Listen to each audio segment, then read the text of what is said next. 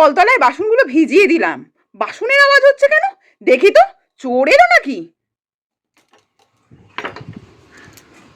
একি একি একি, আপনি কে? আমরা তো কাজের লোক রাখিনি কোনো। কিন্তু আমি তো আপনাদের কাজেরই লোক, শুধু কাজের নই, ভীষণ কাজের লোক। মানে আপনি কে? আমি আমি আপনাদের নেতা, এবারে ভোটে দাঁড়িয়েছি। এ মা, আপনি নেতা? কই আপনাকে আগে তো কখনো দেখিনি।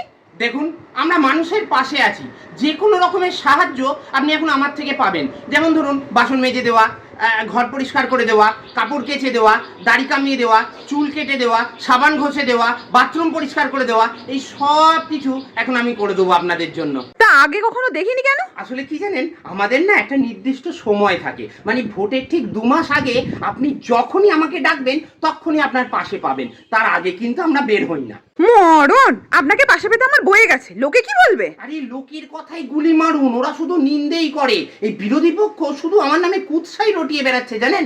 এই আপনার কি চাই বলুন তো? আগে ভোট, আপনি একটাবার আমাকে ভোটটা দিন, তারপর আমি কথা দিচ্ছি আপনি যা খুশি করুন, আমি আর দেখতে আসবো না, মানে বাধা দিতে আসবো না। বিশ্বাস করুন দিদি, আমার বউয়ের খুব শখ একবার সুইজারল্যান্ডটা দেখবে, না নিয়ে যেতে পারলে না আমি ঘরে টিকতে পারবো না। আমার বউ ভীষণ দজ্জাল, আগের বারে ভোটে জিতে আইফেল টাওয়ার দেখিয়ে আনলাম, এবারে ধরেছে সুইজারল্যান্ড দেখতে যাবে। বলুন না, এত টাকা তো আর নিজের পকেট থেকে খরচ করা যায় না, তাই আমি ঠিক করেছি আপনাদের টাকাতেই বউকে সুইজারল্যান্ডটা ঘুরিয়ে আনবো। প্লিজ দিদি, প্লিজ ভোটটা আমাকেই দেবেন।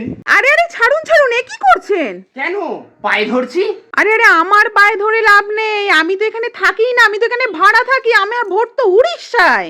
ধ্যাৎ, আগে বলতে পারেন না? এতগুলো বাসন মাজিয়ে নিয়ে এখন এইসব বলতে এসছে, অসভ্য মেয়ে মানুষ কোথাকার।